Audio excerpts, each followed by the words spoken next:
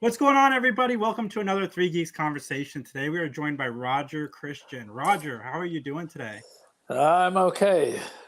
I'm okay. Busy as always, but doing well. Yeah, you've had quite the career, but where are you from originally? From London, England.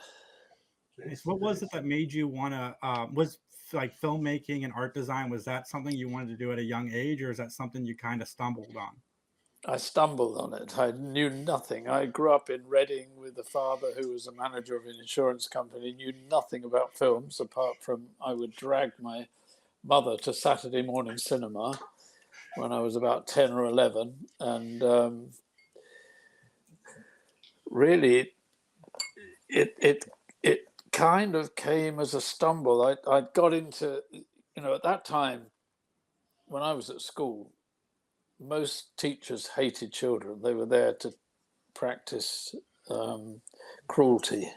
And the only one who was a human being I identified with and who helped master. So because of that, I escaped from school, got into a tech school in Reading, which was where I was in England, and did all my exams again in a year, where I passed all of them, where I'd got 2 when I was at school with people who beat us and hit us and did terrible things to us, and art. And I got into Maidenhead Art School, which was a proper art school. And then my mate, David, for 10 shillings bought a Jag, an old, big, huge Jaguar. And we thought we were like kings. We drove to London to go to a movie with 2 girlfriends in the back.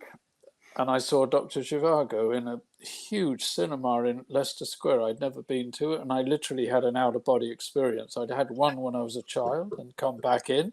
I had another one and said, that's it. And that film has everything you could ever want in a movie. It's like a huge love story and the Russian Revolution, and it was amazing looking. And so, because my father wouldn't support me because I wasn't doing what he wanted me to do, I worked putting up marquees, which are huge tents all over the south of England. We earned loads of money as students, and it was 7 days a week from early morning till late at night. And one day we were putting up marquees, and I spied a prison camp, and I thought, what is this? Went over there and asked what they were doing, and they said, we're building it for a film. So I said, wow, it looks real. And they said, yeah, we know. There's an old homeless guy comes here every day and gives us food. He thinks we're prisoners. I said, what's this for? And he said, through the woods there, that's Pinewood Studios. So, of course, me being me, I went, couldn't get in, found a hole under a fence, pulled the fence up, got under the fence, went in, and there the stage doors were open. They were shooting a James Bond movie.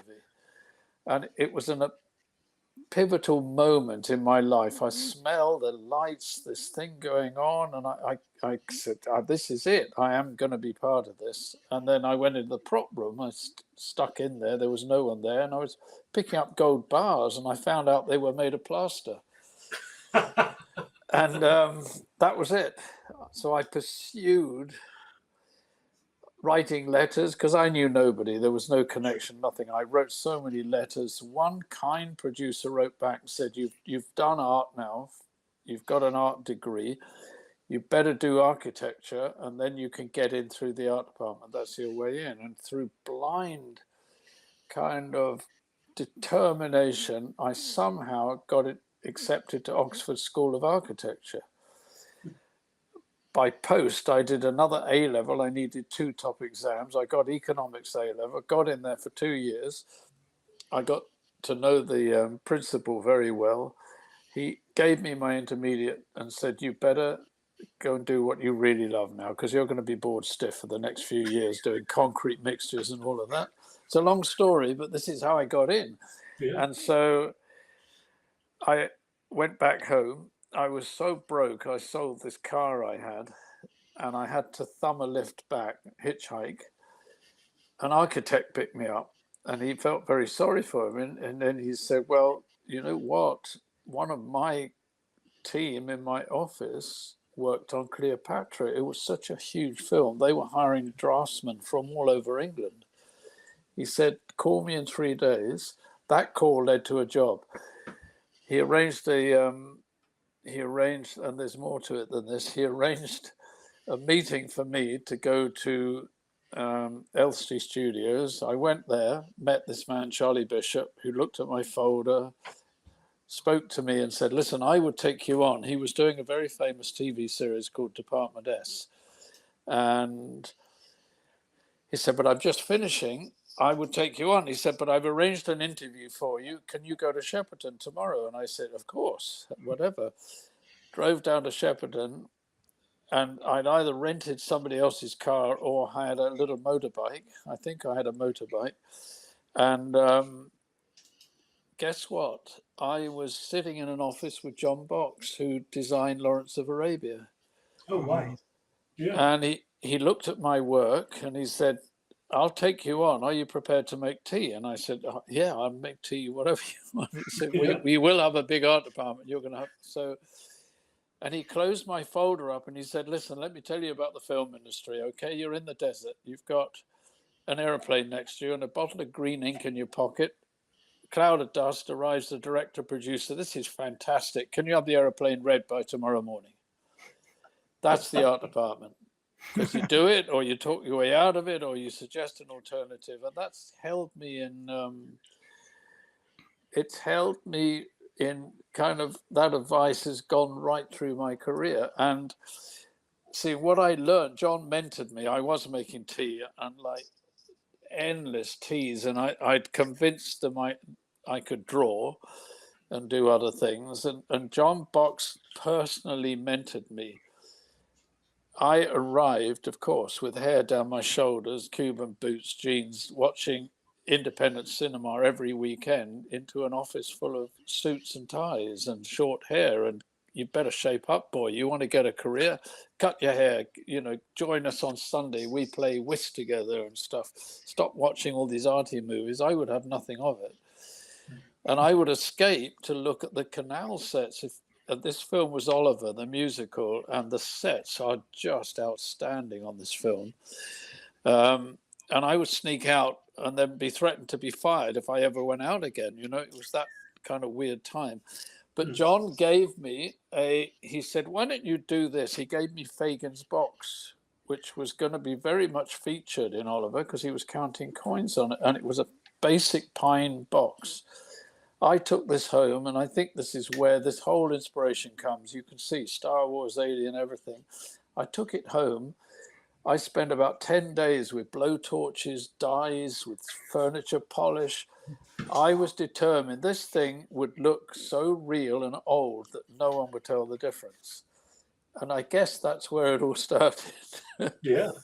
How do you go from that to getting involved with Hammer Films?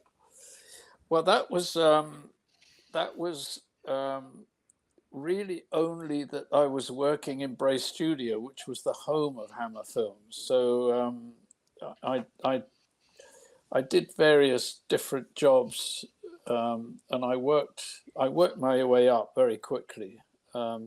Charlie Bishop, the original art director I had the interview with, it turned out he was on Dr. Zhivago, in charge of making the entire Ice Palace, that stunning set.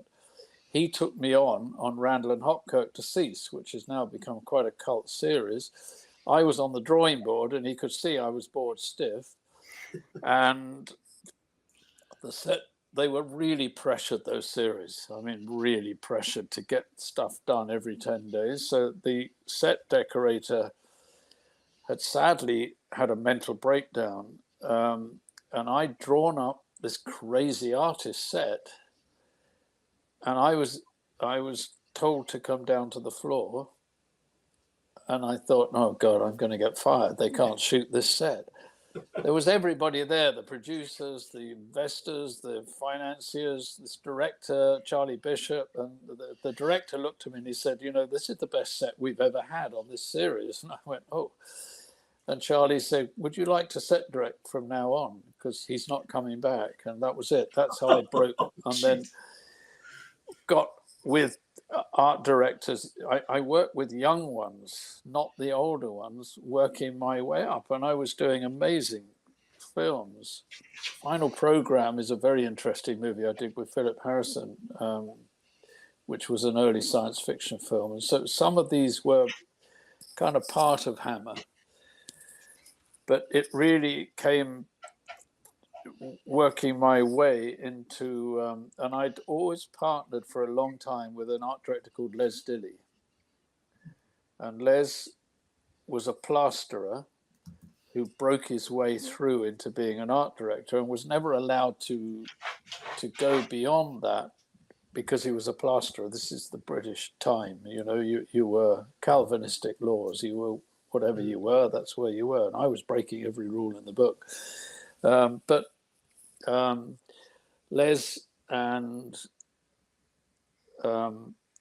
one other art director, Norman Reynolds, were working in Mexico on Lucky Lady, and this film went out of control. It was one of the biggest films of its time, and I was asked to come and join John Barry, the designer. Les got me on it, and that's how it led to Star Wars, actually. Oh, really? So that led you into Lucasfilms then? How did that go? Then it wasn't even Lucasfilms. It was 20th Century Fox, because George only formed Lucasfilm because of the success from the first Star Wars. But it was 20th Century Fox fully. Were you a fan of American Graffiti going into Star Wars? Yeah, I loved it. I thought it was such a cool movie, and even more so THX 1138. You know, which George made with no money and turns the streets of LA into a science fiction fantasy. So I was kind of vaguely aware that Lucky Lady, the film we were on, was written by Gloria and Willard Hike, who wrote, I guess, American Graffiti, I think, or one of the others for George, and they worked on Star Wars. And when all the studios had lost their audience, so they each decided to take a young director on. So Universal got Spielberg, MGM got Coppola, and Alan Ladd Jr. liked George's work and took him on. And then, of course, George worked in with his worst nightmare, like a children's fantasy science fiction film for which there was zero box office. And Fox actually analyzed, the board didn't want to do it. They analyzed that film that it would make $12 million box office. And they divided it by 3. And they told George, if you can make your film for 4, we'll give you the money. Well, it was $8 million budget in America, and there were no stages free. And so it was decided that it would be made in the UK because we were exactly half the price of America. And John Barry and I were English, so George flew down to see us, and George and John Barry and I got hired on Lucky Lady. George kind of, I have to be honest, I never ever connected to any science fiction films. The only one was Jean-Luc Godard's Alphaville, and. So when George arrived, I was dressing a salt factory. Being George, he picked up a shovel and he was shoveling salt with me while he was telling me, I'm going to make the science fiction film. And I was honest. I said, well, look, I've never really connected to them, but I think, they should be like an old car in a garage. I think they should be dripping oil. I think they should be real, So it was only when I read the script later in August that I'd actually described the Millennium Falcon in absolute detail. So we got hired and went to London and discovered the budget was so small it couldn't be done. And me being me and John Barry, we decided we're going to do it. We're going to find a way around this and get it made. So Fox actually would not commit to the movie. They were trying to get the budget down to $4 million. And so George had a bit of money he was owed from American Graffiti and through Fox. So we hired a little tiny studio in London. We were 4 months, just John Barry, myself, Les Dilly, Robert Watts, George and Gary, and that was it. That's incredible. Yeah. Sorry. Yeah, well, you go back in time, there's no CGI. Mhm. There's incredibly primitive radio control. There was like the rule was you go into the studio, you have all this money, you do drawings, they go into the different departments to get made. Well, first of all, George had to shoot in March. So by the time Fox came in, we only had 2 months to, and this is a huge movie. And when we read the script, the biggest problem was R2-D2 because they were the main characters who told the story. Well, there was no way to make him work. And taking a bit of kind of reference from the Daleks. Yeah, St. Laird Dalek. Yeah. They made it work with people inside them running around. Yeah. I don't know if you remember, but I mean, they frightened the hell out of me when I was a Same. child. Yeah, They had a toilet plunger for the nose. So we thought, you know what, we can do better than this. So we hired Kenny Baker and decided that's how we had to do it, to build it round him. I brought in Bill Harmon, who was a carpenter who did all the Monty Python movies, and they literally had no money. When you think of Holy Grail, they couldn't afford horses. Yeah. They had coconut shells. And Bill, there was literally no money to spend on anything. He had some wood at home in his garage, which he brought in. And he scrounged around this tiny studio and found a few other bits of wood. He said, Rog, we can build it round Kenny. I can't make a top. So I went to the back to an old lighting company and found the scrap heap. And I found that metal top from an old film light. And it fitted. So we stuck that on. And Les kind of, and I just actually sent George, because I found the first drawing I think ever done on Star Wars is on coffee-stained Monty Python notepaper, and George had done a rough drawing of R2-D2 for the size, and we had the Ralph McQuarrie paintings. He did 6 paintings, which we had, and really that's what we built him from. See, and Bill Harmon said to me, Roger, I can't make those little arms on the front. He gave me a penknife and a piece of wood and said, go and carve that at home. I did at night and stuck it on. And I thought, you know what, to make this look a bit better, because we were going to show George if we could make him walk, I went to an old trading post company and grabbed a handful of old army stuff, of which were those lights that were in the Dakota plane, you know, that your reading lights, and those stuck, they're still there. They're exactly the same. And we couldn't make him walk. We got Penny inside. And so Bill said, you know what, bring your boots in, Kenny. And he stapled his boots in the bottom of the legs. He still couldn't make it work. And by chance, of the stuff I'd grabbed, there was a fighter pilot's harness. Yeah. And Bill stapled it. And Gary and Kurtz were there. Gary Kurtz and George were talking with us. And Bill actually could wear him like a rucksack. He put the weight on him. And he literally took 3 steps in it before he fell over and crashed and was yelling, get me out. But you know what? Again, that's my moment of Star Wars, that we knew we had a movie, because they'd made, when you look at Metropolis, they'd made Maria, she could walk 3 steps, that was it. But we knew now we could do better than that, which we did.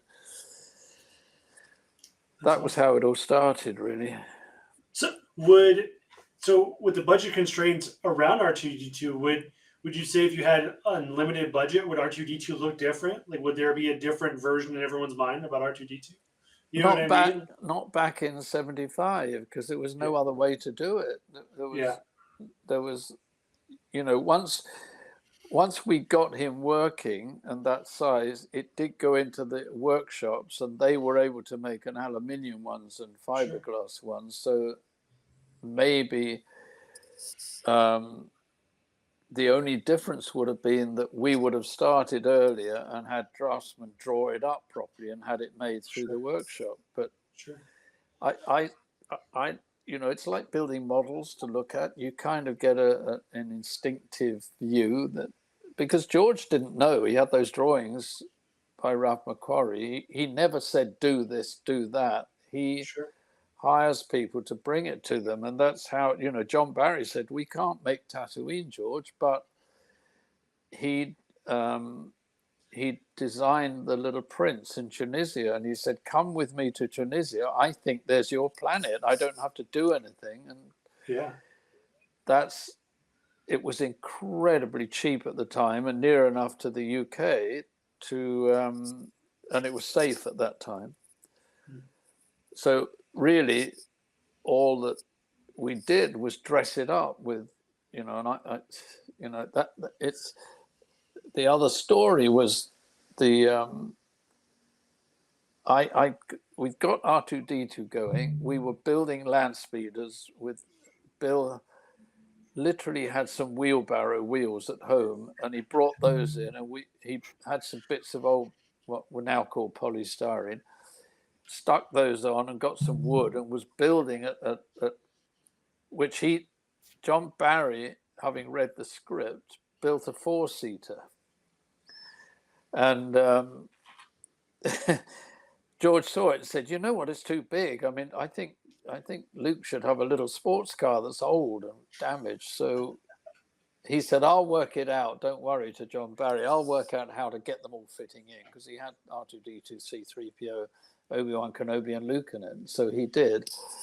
And that we kind of got made to at a point where it could go into EMI Studios with no time to make it. That one actually was farmed out to a company called Ogle, who made little tiny sports cars, because there wasn't time to do it or the manpower for us. And in fact, they used a Reliant Robin, which is famous from Mr. Bean. Who would have thought? That's wild. And they cut the top off. Yeah. And in fact, if you look inside the land speed, it's the same steering wheel, it's the same dashboard. I stuck a few bits in there, but it's actually a Reliant Robin on 3 wheels. But this is how Star Wars was made. So my pet peeve on all science fiction films, apart from not being real, was the weapons. They were, to me, just hokey plastic things that beeped. Yeah. And you had a hand in a lot of them, right? Yeah, go ahead, please. Yeah, you had a hand in a lot of the Star Wars weapons, right? All of them. Yeah, every single one. Yeah. I had friends in the Armourers Baptist in England, so I went there, spoke to the owner, and he gave me a desk. He said, why don't you work here? And I loved the Sterling submachine gun. I could have used that as it was, I thought. Yeah. And also, if I used real ones, they were old. And also, I couldn't afford to make them or to buy them. I knew we could rent them. I'd adapt them, and then they go back afterwards. It was just a rental fee. This was the process of Star Wars. And I found a box of old sights from they were used during Ireland, during the kind of troubles there. They were night sights. Stuck those on with super glue. Stuck some T-strip, which I'd got, around the barrel, and I thought, wow, this is pretty good. And you could fire it on single shot. And then I got inspired and thought, well, what's George keep telling me that Han Solo is a cowboy? Yeah. And I found the Mauser in the back there with a wooden stock. And I thought, again, this is a sci-fi weapon. So I did the same. I stuck a sight on the top, put a flash hider on the end, and I thought, you know what, I hadn't told anyone what I was doing. I just disappeared, So I called John Barry and said, "You better bring George here because this is the point where I'm going to be fired or I'm okay." And George loved them. I mean, that they had flame out the end, and the weight of them and everything. So he stayed with me, and we made Princess Leia's gun. He got fingers stuck with super glue, same as me, but we made her pistol. That set me on the road to how Star Wars was going to be, and I then found Chewbacca's crossbow because the Lancaster, Ralph McQuarrie's actually is a blaster. In the paintings, and I thought, wow, this would be so much better. And again, I showed George, and he smiled and loved it. It became a kind of iconic look for him. I chose all the weapons like that. I thought the Tusken Raiders, they can't have sophisticated weapons. They're desert people, and I found that Tatokia warrior ship stick they use in Africa for slugging people. And everything. So cool. Yeah, well, what I decided was everything that I found, I would change 20%. So I found a mace that they'd made for a medieval mace, drilled a hole in the end of the gaffy stick, stuck that in the end. So I changed it enough that it wasn't original. Sure. That process was working. I realized we could do it for my budget. John could do it for his budget. And we could get this film made. And they finally approved the budget in December 22nd. And we went into EMI Studios on January the 6th to start the movie with only 2.5 months before shooting in Tunisia. Oh man, I mean, not being in an art department, that still feels tight. Like, was that stressful? Most of these movies have at least a year now. But there you go. I mean, it kind of bleeds onto the screen, I think, the used reality of this universe. And we'd become great friends with George. Obviously, we're working together for 4 months. We watched films like Silent Running and 2001 on little projectors in the evening in the studios and stuff. And coming into the studios, we faced a typical British crew. And I kind of say this openly now. It's in the book Cinema Alchemist, and it'll be in the documentary. But the first day there, they lined up all my weapons on a table and got the ADs and the first down, and all these different people came to have a look. The first AD and the prop master there picked up the Sterling, threw it at me, and said, "This is crap. And don't you realize we're doing a science fiction film for a big American director?" And walked off to get me fired. That's literally how Star Wars made, and why to this day now, George says only 5 people actually stuck with him by his side to get this film made, because it was a battle. I believe it. And forgive me, what was his big problem with it? It wasn't sci-fi. It wasn't big enough. It wasn't like showboaty enough. What was his problem with the weapon? Like, if you don't mind. Arrogant kind of attitude at the time that British is best. American kind of culture was in the toilet. Science fiction was in the toilet. None of them had any idea about science fiction. They'd worked on things like Flash Gordon and thought, you have huge budgets and you build all these wonderful sets and everything. We weren't doing that. George kept saying, "I'm making a documentary. I'm not making a science fiction film." Sure. That's what Star Wars is. So, and I don't know why the director of photography, Jeffrey Unsworth, was hired he did Lucky Lady, and he's a wonderful man.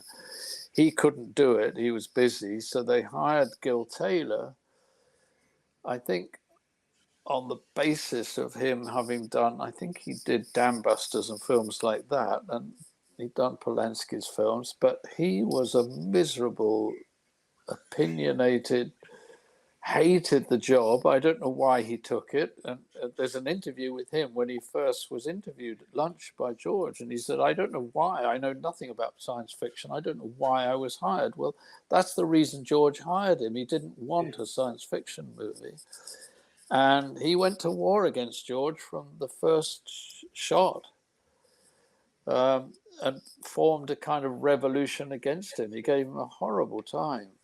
Special effects went with him. I mean, those people, being Britain at the time, wanted jobs. George wasn't going to give them another job. Gil Taylor was. So they sided with him. And, you know, it's common knowledge. I mean, 3/4 of the way through shooting, Alan Ladd was brought to the UK because the complaints by Gil Taylor that George didn't know what he was doing, the special effects complained, the editor said, I can't cut this together, it doesn't make a movie. He was brought to fire George off his own movie. And Alan Ladd was smart enough. See, and I think then he went on a tour around the stages. Now, when you saw the Millennium Falcon on stage, it was incredibly impressive, like a real ship. You know, and this part of this other story of what I couldn't afford to make the sets. So I suggested to George and John Barry, if I got airplane junk, which no one wanted at the time, and brought in truckloads of it, I could make the sets out of it. And they said, do it. I think I did enough to dress all of those sets for £50. No one wanted this stuff.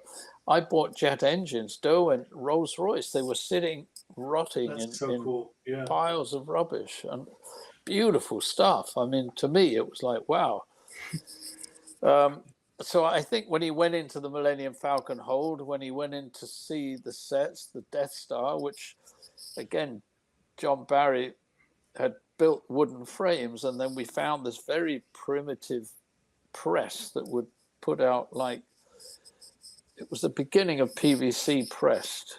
That's how C-3PO was made. But he made like 4 foot, 5 foot by 5 foot panels. They were floppy, but you stapled them onto the wood and it became the Death Star. They didn't move on set. Yeah. Cheap as chips.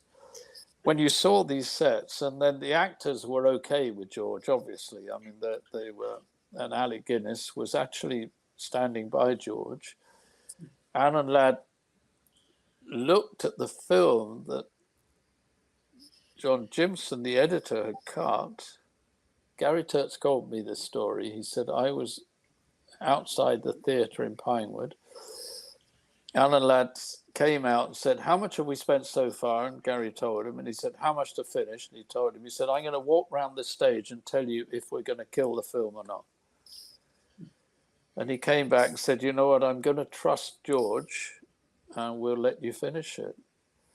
It's a miracle we have this film.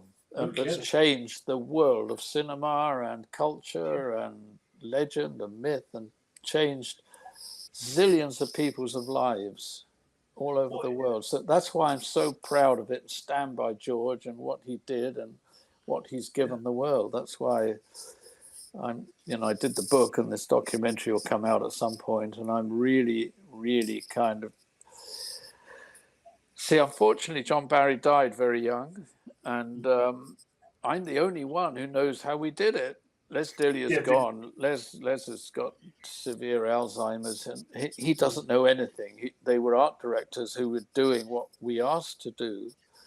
I'm the only one who was the creative stories. So David West Reynolds. All of these out. Yeah, read all of them out there. Yeah. Yeah.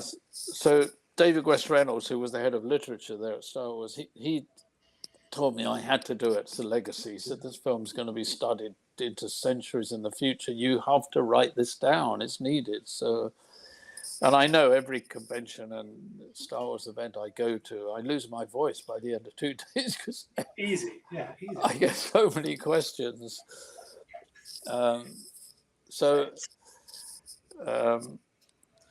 You mentioned you had a hand in all the weapons, and sorry to maybe derail you a little bit, but like the big one I think for most people is the lightsaber. Like Please tell me anything and everything you can about. Like, that's like one of my favorite weapons of all time. So like, if you can. Yeah, it's the so I found things that what I would do is I got the film buy I had and I said, just bring me in broken calculators, broken cameras, whatever you can find, junk. So I had an office full of junk. I never knew what anything was for. I knew I could use it at some point.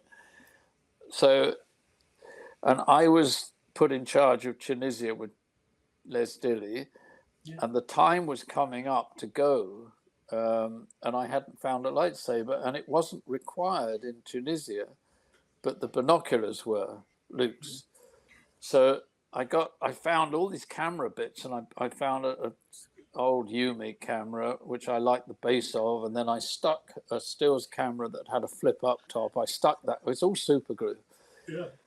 And then I thought, you know what, to let the audience know what this is, I'll stick 2 lenses on the front. It'll look a bit more like what it's supposed to be. So I went to Brunnings, which is a photography shop we got all our stuff from. And in the documentary, I found David, and I've interviewed him. And he describes how I came in, and I said, David, do you have anything? I've got to make this weapon. I'm not sure what to do yet. And he pointed me to some boxes that were under, I don't think he'd looked at for years. And when I pulled it out, the first box, opened the lid, there were 3 Graflex handles in there in tissue paper. And I just went, oh my God, I found the Holy Grail. This is a lightsaber. I loved it. And you didn't know what it was. So I raced back, took 3, raced to my office. I had a bit of T-strip left over from the blasters. I super glued 7 of those around. I didn't like the clip because and the reason David French had all of them, because he rented out press cameras for period films, and the one press camera everyone used was the Graflex. So I'd broken down a Texas Instrument calculator, because if I found something, I'd open it up and see what was inside it. Maybe I could use it. And I liked the bubble strip that illuminated the numbers. That fitted perfectly in the clip. And I called George over and said, I think I found the lightsaber, George. And again, he took it. It was weighty, and he just smiled. And then the only thing after that, he said, I want to hang it on Luke's belt in the desert. So I had one assistant who was a new signing, who didn't have any materials. They wouldn't give him any, but he had a box of stuff from home. And so he had D-rings in there, and he fitted one of those on the end. And that became Luke's lightsaber. I've got them here. And I'd come up with the idea because no one knew how to do the blade. And I'd been doing art installations, and we painted front projection paint, and we used to get glows. So I'd suggested this. George said, do it. There was a big meeting. Gil Taylor said, that won't work. You'll spoil my lighting of the set. You're not doing that. George overruled him and said, Roger, try it. Yeah. And the special effects I made a second handle. They drilled it out, put a motor in it that had a wooden dowel in it, painted it, and so the motor would turn, and with the length of the stick, and they tiny bit offset it so that it vibrated a little bit, and there it was. That was working. And in fact, you could see that when Alec Guinness and Dave Prowse are fighting, because that's the only lightsaber fight in Star Wars. You can see it there, because we'd had meetings every morning in my office always, because there was no time to do anything. We decided the blades should never go through. They should be like samurai swords. So it gave them something to hit against. They broke a lot because they were very thin, but it kind of worked. And that became, I guess, $15 worth of scrap became the most iconic prop in the history of cinema, I'm told now. Yeah, I believe it. I really believe that. That's awesome. And thanks for telling me that. Good. Sorry. I think, when I look now, I'm friends with Star Wars Theory. Oh, yeah. And his lightsabers, he's done that beautiful now. And I was writing about this in the book because George, my book, Cinema Alchemist, they decided to publish an updated version of it. And they kind of asked me and said, do you think, George, we know he never does anything. He won't give you one. We know that. Would Ridley do something? And I knew that Guillermo del Toro would, but he was shooting. And I thought, you know what? I'm still friends with George, and I've never really asked him for anything. So I sent a message, and it came straight back, of course. And I'm going to write a foreword for you and a blurb for the cover. So the book is now endorsed by George. And I read his foreword, and it's very personal. It's very nice. But he says, I still remember the day Roger showed me an old piece of a battery and presented me with a lightsaber. And he said, this was genius and it cost no money. And just that was probably one of 15 things he did that day like that. So I think that's true. Anyway, I'm the things that are missing, and now I put it in my foreword, ours never worked. I mean, nothing happened. Now everyone on the planet, kids, adults, everybody has lightsabers now that light up and have sounds and everything. They're amazing.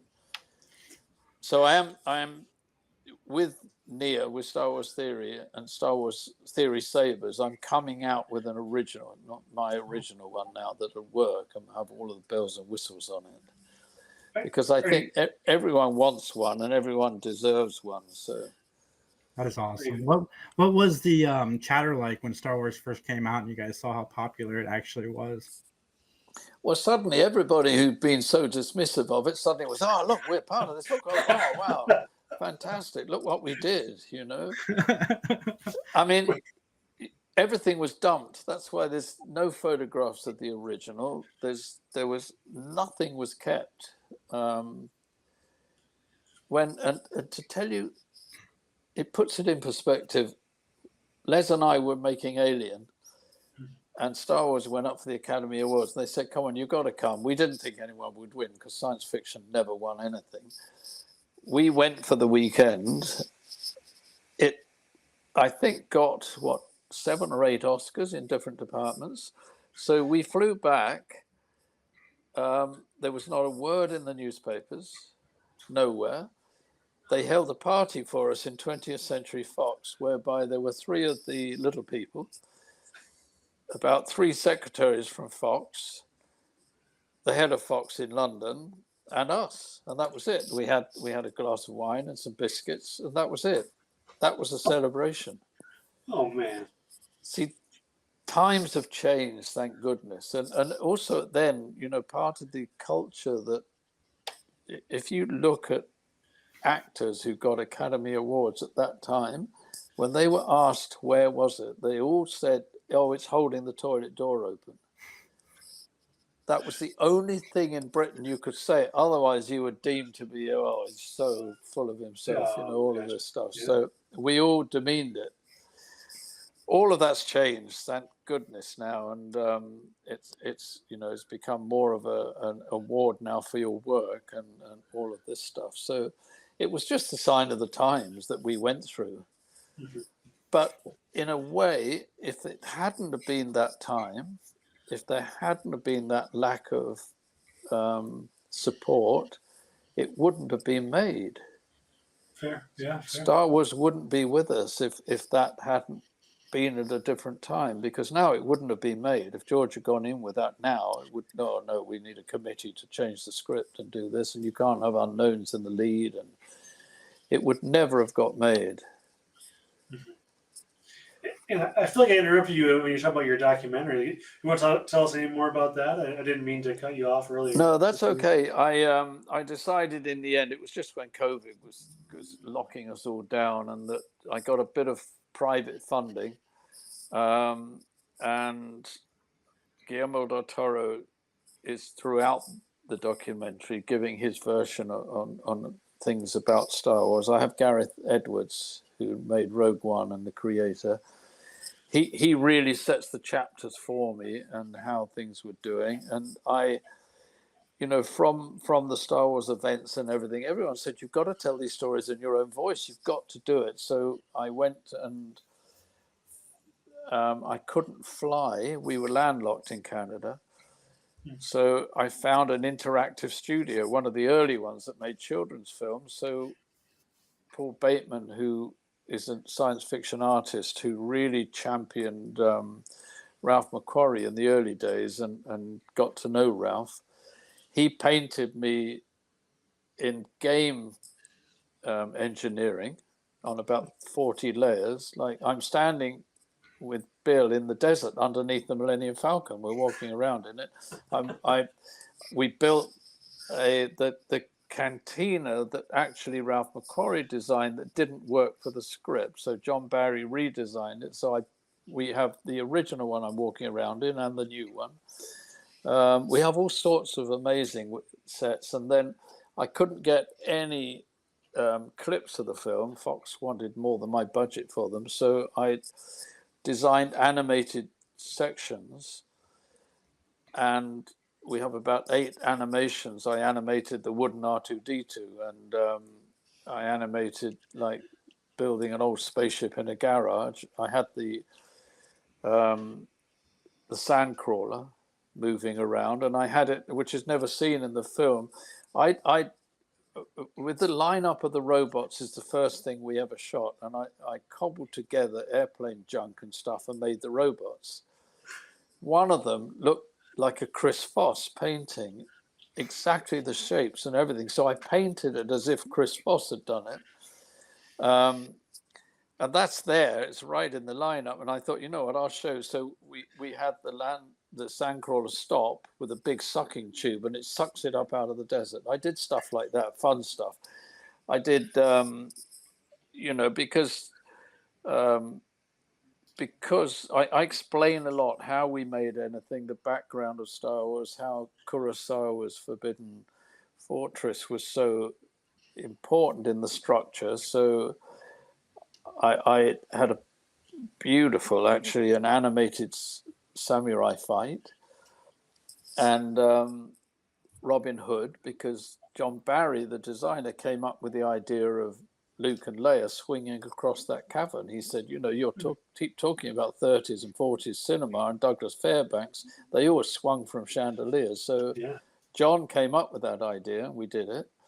So I did a section of a Robin Hood film, and I put and a section of the Dam Busters, because the bouncing bomb idea in Dam Busters, where crazy Englishmen, like they had said, if we could break the Ruhr Dam, we can win the war.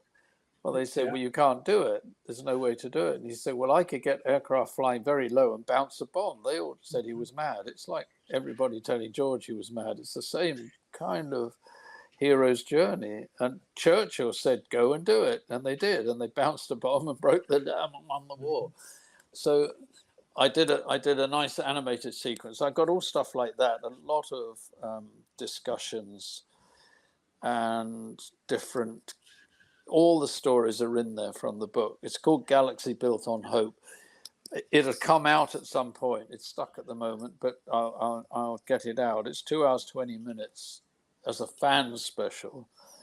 And then I divided it into 6. So somehow that's got to be sold and get into a home and get out, which will come. It's timeless. It's how we did it, basically. I found an interview of John Barry in some very old footage, all sorts of stuff like that. If you don't mind me asking, what is it stuck on? Is it just trying to find publishing, or where is it stuck? It's stuck in America at the moment on how to sell it. I can't say too much, but sure, I don't get in trouble. But it's finished and it will get out. I'll get it out. Again, it's a legacy. It's a timeless document of how we did everything, and it goes way beyond what I had in the in the book. Yeah, I don't want to take up too much more of your time, but I do want to ask about Alien and how you got connected with Ridley Scott. Well, Alien, I knew Ridley and Tony. I used to art direct commercials for them, they'd wanted me to join their commercials company early on and all sorts of stuff. So when I finished Star Wars, I went on the final remake of Beau Geste, which was Marty Feldman film, then on to Life of Brian, and Alien started. And I was 5 weeks from, I co-designed Life of Brian with Terry Gilliam. And the financier read the script and said, "This is blasphemy, I can't do this." So he cancelled it on the spot. And I was literally in the offices in London that day. And they were saying, "We're going to get the money, that we're determined to make this film." And the phone had rang and they said, "Ridley was on the phone for you." And he said, "Is this true?" And I said, "Yeah." And he said, "Get your backside down to Shepperton right now." So I drove down, and I knew Ridley. I mean, already the duelist is fantastic. I knew what he was going to do with this. And I walked into an office with 6 original Giger paintings around the walls and thought, oh my God. And then I was looking at his storyboards. I read the script in 90 minutes. It just read like an express train. I said, "No, I'm in." So they put me to work. And Michael Seymour had designed it. He had done all of Ridley's commercials, but he wasn't a science fiction aficionado, let's say.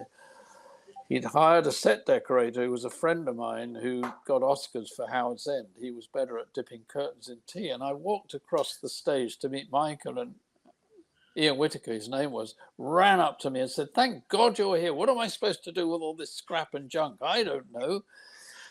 And it turned out Michael Seymour had hired a young kid who'd convinced him he could do what I did. He'd never even worked on a film before.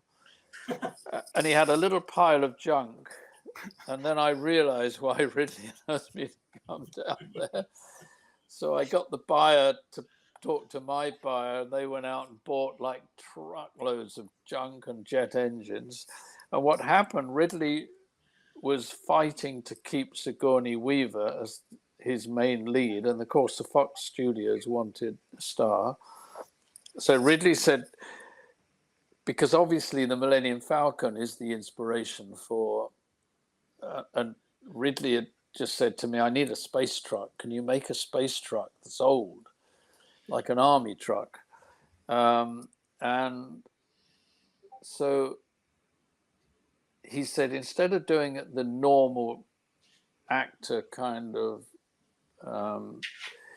audition where it's against a white wall with a potted plant, they normally do, he said, "Let's build a piece of set and I'll put her in action." So I built a piece of the set using all my junk as I thought it should be. And don't forget, I had Ron Cobb, who within 2 minutes, him and I were best friends. And Ron, I would go to him and say, "I need this," and he'd do a drawing, and it had engines that worked. I mean, everything detailed. It was just brilliant. And by then I knew the special effects boys, and they trusted me because now I was an Academy Award winner for a big film. Yeah. And to tell you that, before this had happened, like I was auditioned to set decorator a Monty Python film with some standard art director who turned me down, said, no, you won't be able to do it.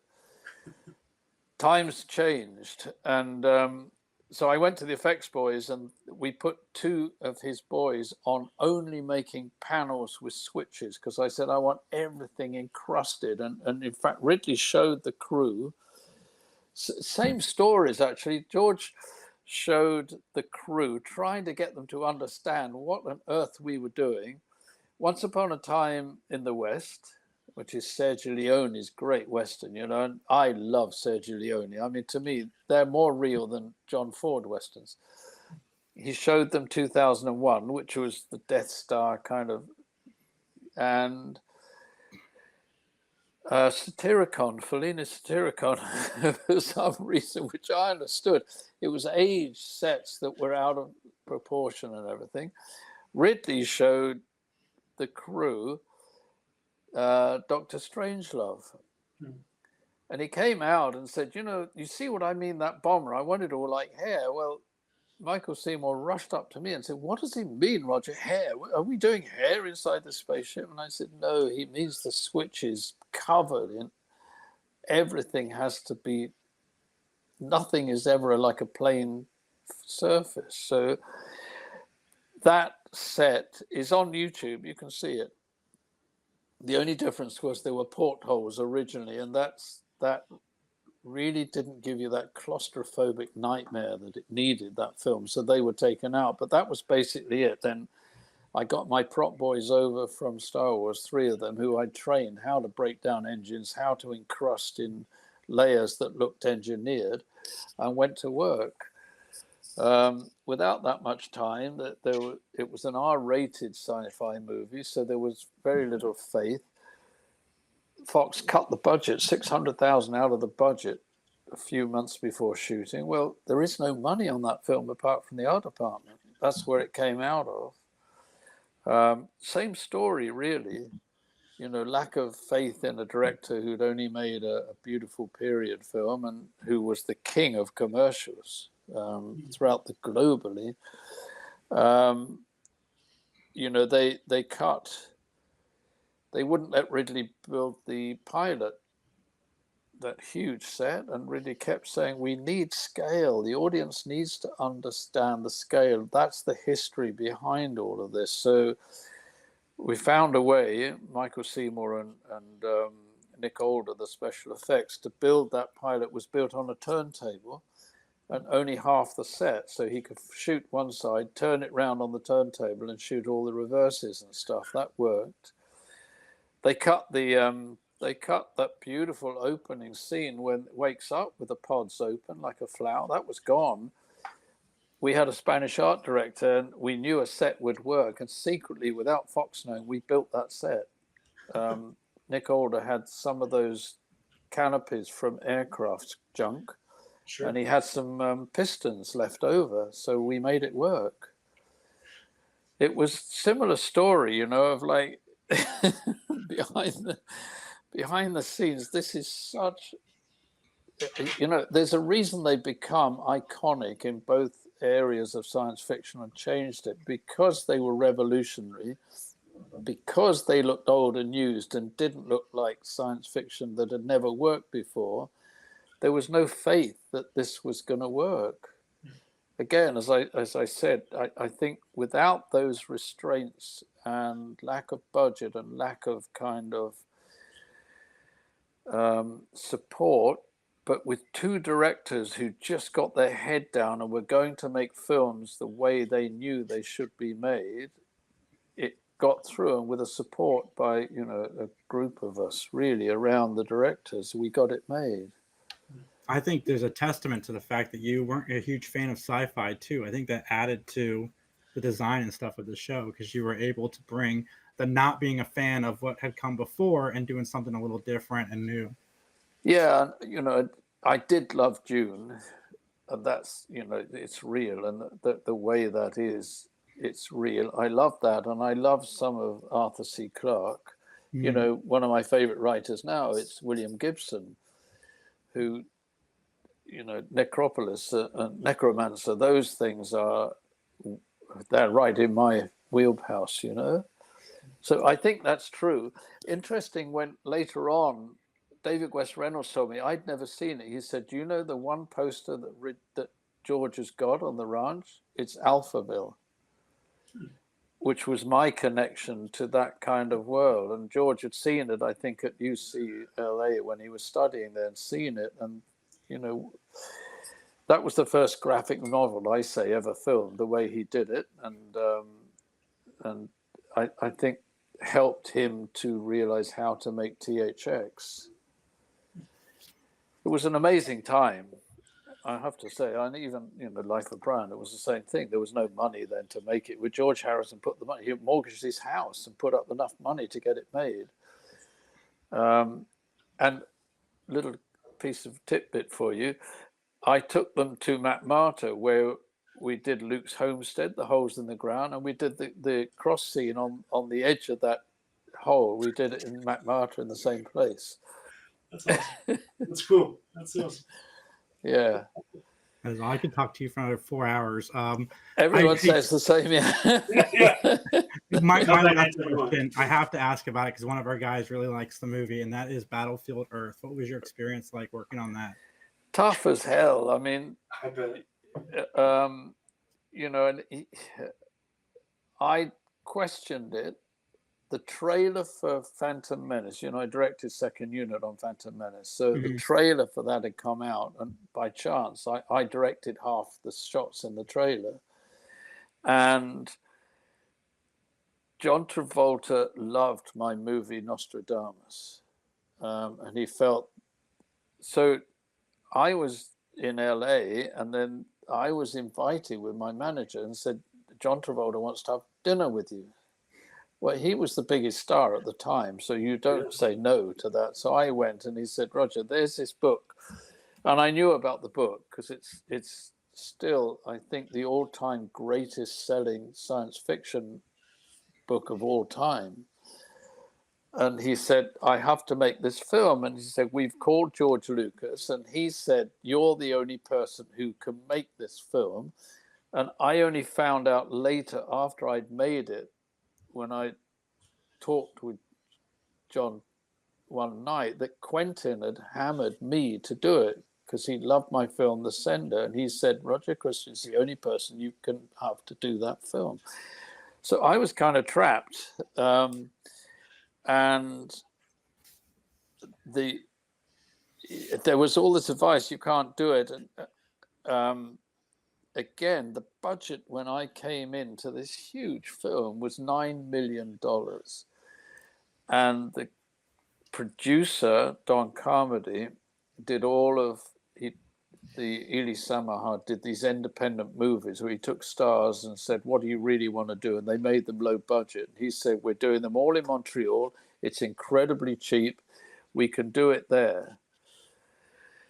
So I kind of went, and then he showed me that we could. And to do the special effects, we actually built our own ILM studios in the back of an old military base. It was literally ILM. I brought a model maker from England. We did everything with models. I got Rhythm and Hughes, they did the X-Files. They were going out of business. They were going bankrupt, and I went to them and talked to them, and I said, look, the producers have allowed me to do the effects if we can come in $1 after some budget they'd got. And Rhythm and Hughes said, we'll do it. And I said, I hate to do this to you guys. They said, Roger, we're doing this for cost. You're keeping our doors open. We got another small film that'll make us a little bit of profit. We're happy to do it. I did it like that with everybody. And we set out to make a graphic novel. That's why we Dutched the cameras, because I wanted to do it like a Frank Miller. You know, everybody's kind of... What I hadn't realized was the hatred of Scientology, especially in America, and they went to war against us. I mean, in a vicious way. We stood no chance. But you know, when it had come out, we outgrossed Gladiator on Blu-rays when it came out, and we made the film, and I had to sign with John Travolta for $44 million. At the end of the day, they got the budget to that. We signed off on all the contracts. I'm accused of making a $75 million movie, and I'm delusional because they know I spent that. We didn't. The last time that I had gone through, the film had grossed over $150 million. It's incredibly profitable. And Eli Samahar said it was the only movie, that and Whole Nine Yards, that he made out of all of them that made a lot of money. But it's never supported. No one else comes out and says that's actually not true. It wasn't a money loser. You know, I still stand by the movie, but I just have to go quiet about it because every time I mention it, I get these people from all over, especially America, coming, it's Scientology. It's not. I'm not a Scientologist. I don't, you know, and we tried to do interesting stuff like graphic novel, comic strip. You know, there's a few redeeming things. Tarantino came to the premiere. He sat between me and John and hugged us afterwards and said, "That's the kind of film I really would like to make, and I daren't do it." And he said, "I'm going to give you both a hug. You've got to wait 20 years. This film will finally be acclaimed for what you did." And I'd heard that Roger Ebert, long before he died, reevaluated the film and said, "Actually, this film's rather interesting." And John Travolta was on Barbara Walters. He'd never, ever been on Barbara Walters when she was at the top. And to 60 million people in the audience, she asked him, what are you most proud of your whole career? And he said, Battlefield Earth. These things are, you know, but whatever, I just got on with my life and got on with my job. There's nothing I can do. It's a shame because people did a huge amount of work on it, and creatively it's really interesting what we could do with no money again, really, because out of that, when you look at the 44, John Travolta, Forrest Whitaker, the others took huge amounts of that. I actually made that film, I think, for $9 million at the end of it, and it's massive. And you know, I always say I raped Montreal. They'd never had a film like that. They'd made art films before that. And we went in. I didn't go to studios. We found old abandoned kind of marine sheds and things and built sets in it. We did our own special effects. We did everything like that. And in fact, it created careers for a lot of people that are still doing it today. So, you know, I happen to like the film, and I wished we could have done part 2, because part 2 is, and if ever I could change history, I would have tried to persuade them to get another script written to do part 2 first, because it's just a rip-roaring sci-fi adventure of attacking space stations and stuff. It's got amazing stuff in it. And I think maybe we could have escaped some of the setup of the characters and stuff that way. So yeah, like I said, one of our guys really likes it. I have not seen it yet, but I think I'm going to check it out now, especially after this interview conversation. Well, I mean, you know, it's a democratic world and people have to make up their own minds about it, but I have so many people who just followed all the press and have said, we saw this movie, actually I don't know what they're talking about, it's really interesting. The LA Times, on the review when it came out, their lead writer, film critic, said, Roger Christian has buried subliminal messages in this film, and if you dare to go to the cinema, you'll come out as a Scientologist. Oh, geez. And people believed it. So I took him on with humor. I said, you're actually very wrong. I did a deal with the popcorn companies. I buried subliminal messages about eating popcorn to try to show them up that it's such a stupid thing, you know, but there you go. It's a very powerful,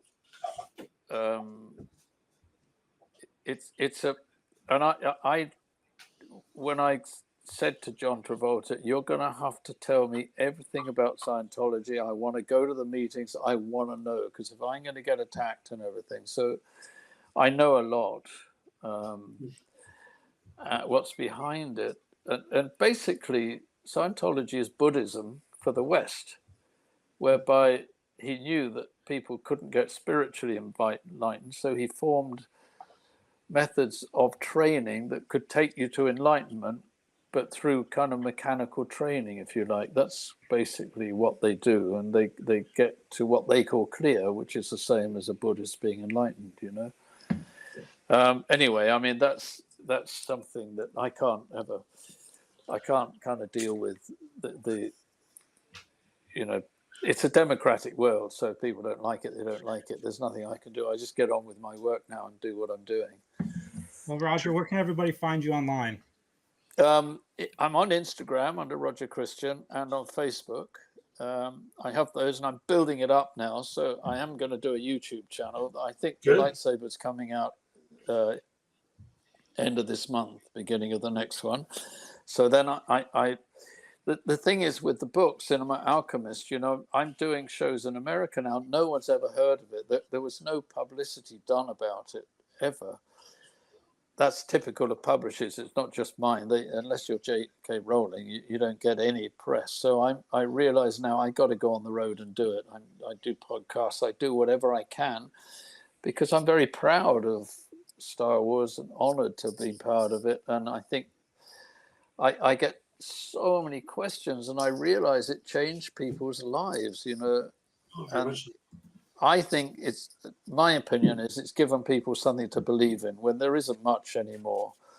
And so that you know, and I meet so many families, and it's given a communication between kids and parents that had never existed and still is hard to do. So I like to, you've got a dog there waiting for supper. He must get out of the room. Yeah. Yeah, I know. I locked mine out. Mine follows me everywhere. Yeah. Oh yeah, he was mad at me having that door shut. So I let him inside. Well, thanks again, do Roger. Everybody like, comment, subscribe, and I'll put all the links to Roger's stuff down below. Yeah, and send me the links, so I'll blast them out as well and everything. Nice to meet you both. Where are you based? We're in Ohio. Ah, my eldest daughter was at college in Ohio. Ohio State? Awesome. Yeah, in Ohio.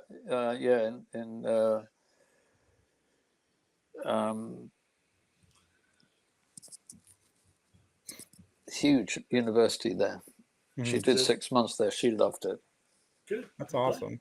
You're not far away, actually. No, it would be, if it's the one we're thinking of, it's right down the street from us, like literally less than 10 minutes. Maybe. Yeah, we're just across the water to you. Yeah.